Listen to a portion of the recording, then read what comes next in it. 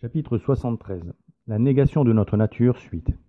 Bien sûr, selon les évolutionnistes, les millions d'espèces animales présentes sur la Terre seraient apparues sur une très longue période qui se chiffrerait en dizaines, voire en centaines de millions d'années, ce qui expliquerait le fait que l'on ne puisse constater l'apparition de nouvelles espèces à l'échelle d'une vie humaine. Pourtant, les évolutionnistes affirment aussi qu'il y a environ 66 millions d'années, de nombreuses espèces animales ont disparu. Les dinosaures firent partie du lot. Selon les évolutionnistes toujours, cette extinction massive permit l'expansion d'autres classes animales, jusqu'alors moins présentes, comme les mammifères et les oiseaux. En 2010, un consortium international regroupant 80 institutions, soit 200 scientifiques de différentes spécialités, s'est penché pendant 4 ans sur l'évolution spectaculaire des oiseaux, due, paraît-il, à cette fameuse crise du Crétacé. L'objectif de ce partenariat était de retracer l'évolution des oiseaux au travers de leur génome pour mieux appréhender la biodiversité actuelle et déterminer les liens les plus anciens entre leurs différentes espèces pour mieux comprendre leurs origines, sans pour autant remettre une seconde en cause le paradigme de l'évolution. Au préalable, aucune étude n'avait été menée sur une classe entière de vertébrés. Et au sujet des oiseaux, les recherches s'étaient jusqu'alors concentrées sur leur comportement, leur anatomie et sur des parties du génome aviaire. Les scientifiques choisirent d'étudier les génomes entiers de 48 espèces différentes, représentatives des familles les plus importantes aujourd'hui, perroquets, canards, aigles, etc., afin de combiner, comparer, classer et analyser les données collectées. La partie non codante de l'ADN était aussi prise en compte, contrairement aux études précédentes qui n'avaient visé que certains gènes, car les laboratoires ont estimé pour cette étude que l'évolution des oiseaux a été si rapide que leur génome n'a pas pu enregistrer toutes les modifications ou différenciations ou spécialisations au cours du temps. Se contenter d'étudier seulement une partie du matériel génétique aviaire risquait d'occulter les indices de l'histoire de l'évolution des oiseaux. L'enjeu de l'étude était de clarifier le débat sur l'époque où les oiseaux avaient commencé à proliférer et à coloniser leur milieu. Une précédente étude suggérait un développement antérieur à la disparition des dinosaures et donnait une fourchette de 10 à 80 millions d'années avant leur extinction. Et selon les publications du consortium, l'étude de l'échantillon des 48 génomes représentatifs de la classe des oiseaux démontrerait que la diversité des espèces aviaires aurait débuté avec la crise du Crétacé, 66 millions d'années avant notre ère. Bastien Bousseau, chercheur au CNRS, laboratoire de biométrie et biologie évolutive, explique que les chercheurs impliqués dans le projet pensaient qu'un important jeu de données leur apporterait un schéma plus précis de l'arbre de parenté des oiseaux, en fournissant un éclairage sur les relations ancestrales entre les différentes espèces d'oiseaux qui nous entourent. Le premier constat, c'est que l'arbre établi n'est pas cohérent avec l'histoire de l'évolution telle qu'elle est toujours couramment admise. Le temps semble condensé pour la diversification des espèces aviaires. La séparation des familles se serait bien produite à la fin du Crétacé, mais en peu de temps en comparaison du référentiel généralement utilisé. Roxane Tchernia illustre cette soudaineté en employant l'image d'un Big Bang de l'évolution aviaire. Plus de 10 000 nouvelles espèces d'oiseaux seraient apparues en moins de 15 000 ans, et elles représenteraient 95% des espèces actuelles. Donc, pour résumer, il y a 66 millions d'années, les dinosaures qui avaient la suprématie sur le monde animal, en disparaissant, auraient laissé un vide que la nature aurait comblé par un soudain foisonnement de mutations donnant naissance à de nouvelles espèces viables, stables et fertiles. Ce qui pose question, car on se rappellera que l'on a constaté que toutes les espèces se reproduisent aussi longtemps qu'elles trouvent des ressources alimentaires et des conditions optimales d'habitat. Leur taux de reproduction est alors tel qu'elles parviennent toujours aux limites de ces ressources. L'absence de compétition trophique interspécifique ou de prédation ne peut pas expliquer cette soudaine abondance de nouvelles espèces. Pour schématiser, cela reviendrait pratiquement à une nouvelle espèce tous les 2 ans, pendant 15 000 ans, puis pendant 66 millions d'années, pour ainsi dire, plus rien, puisque 95% des espèces présentes dans nos écosystèmes aujourd'hui seraient apparues lors de cette mystérieuse période correspondant à la disparition des dinosaures. Ce qui est tout de même étrange.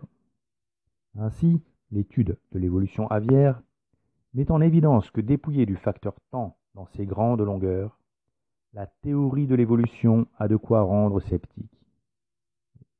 Et ce que l'on peut retenir du cas des oiseaux, si l'on en croit les travaux du partenariat international qui impliquaient 80 laboratoires différents, c'est que l'immense majorité des espèces aviaires recensées aujourd'hui sont quasiment apparues en même temps et sont toujours présentes 66 millions d'années plus tard.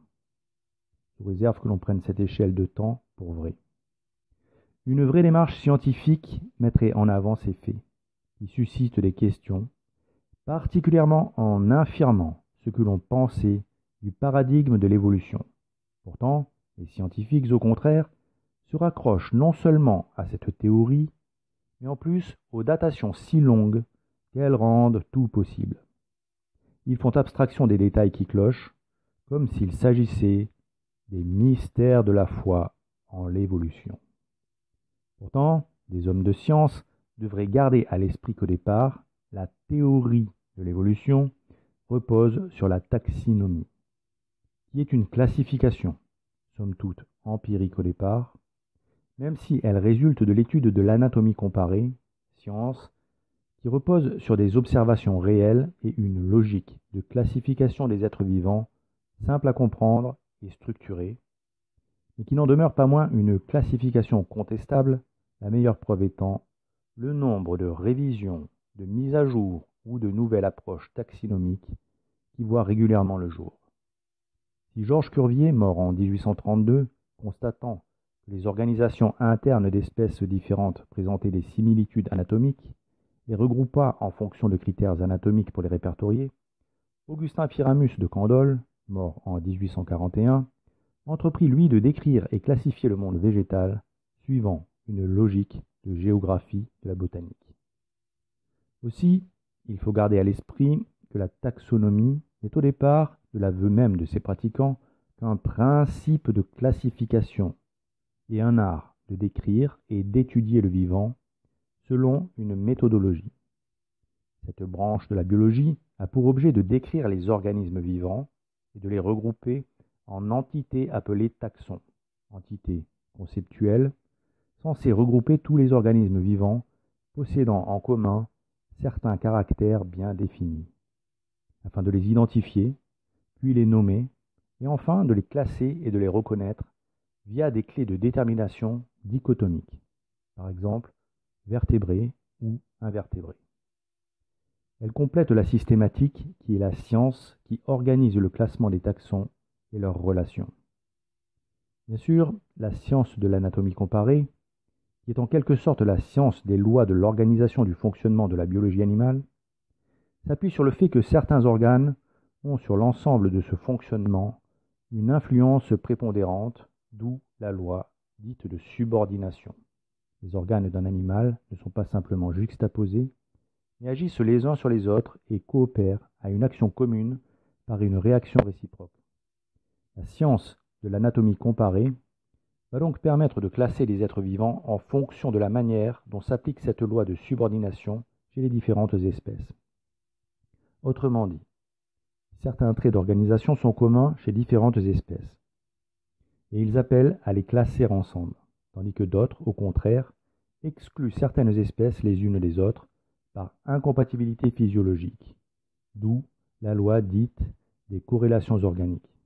Cuvier, en se fondant sur l'organisation interne des êtres vivants, tenta donc d'établir des rapports entre eux et imagina une nouvelle classification du vivant en fonction de ses observations. Son approche scientifique n'en demeure pas moins une simple classification selon des critères définis. Ainsi, aujourd'hui, le système nerveux, qui est au fond tout l'animal, donne les embranchements. Les organes de la respiration et de la circulation sanguine donnent les classes. Les organes de plus en plus subordonnés donnent successivement les ordres, les familles, les tribus, les genres, les espèces. Certes, il n'en demeure pas moins que cela reste une classification artificielle qui ne démontre aucun lien de parenté. Et des biologistes, dont Charles Darwin fut le chantre, eurent entre guillemets l'intuition que les taxons regroupaient des organismes qui descendaient d'un ancêtre commun. Ce raisonnement aboutit à une nouvelle approche de la taxonomie en la transformant en arbre de l'évolution. Il suffisait de se placer sur une échelle temporelle immense pour imaginer qu'en redescendant cet arbre sur des centaines de millions d'années, on puisse se regrouper les branches en un tronc unique pour finalement aboutir à un ancêtre commun, le premier être unicellulaire. Mais là où ceux qui se rallient à cette thèse voient une intuition géniale, une forme d'illumination, les catholiques penchent plutôt pour une inspiration démoniaque, car c'est un fait que cette, entre guillemets, intuition séduisit rapidement tous ceux qui rejetaient le livre de la Genèse, au point qu'ils cherchèrent à étayer cette thèse par le biais de diverses disciplines scientifiques. Karl Marx déclara au sujet du livre de Darwin sur l'origine des espèces par la sélection naturelle qu'il était très important et qu'il lui servait de fondement en sciences naturelles pour l'histoire de la lutte des classes. Quant à Joseph Staline, l'un des plus grands meurtriers du XXe siècle, il aurait perdu la foi et quitté le séminaire après avoir lu le livre de Darwin. Le pouvoir fédérateur de cette théorie, qui agissait comme un catalyseur de fausses doctrines, fit d'ailleurs dire au pape Pie XII, dans son encyclique Humani Generis, c'est de ce postulat que se servent les partisans du communisme pour faire triompher et propager leur matérialisme dialectique dans le but d'arracher des âmes toutes dédiées, d'arracher des âmes toute idée de Dieu. La fiction de cette fameuse évolution faisant rejeter tout ce qui est absolu, constant et immuable, a ouvert la voie à une philosophie nouvelle, aberrante. Il va sans dire que l'extinction des espèces qui a commencé est un châtiment divin. Dieu nous montre qu'une extinction massive ne suscite pas une apparition massive d'espèces nouvelles, mais seulement un appauvrissement de la biodiversité. L'extinction des espèces est le châtiment qui accompagne le paradigme de l'évolution des espèces.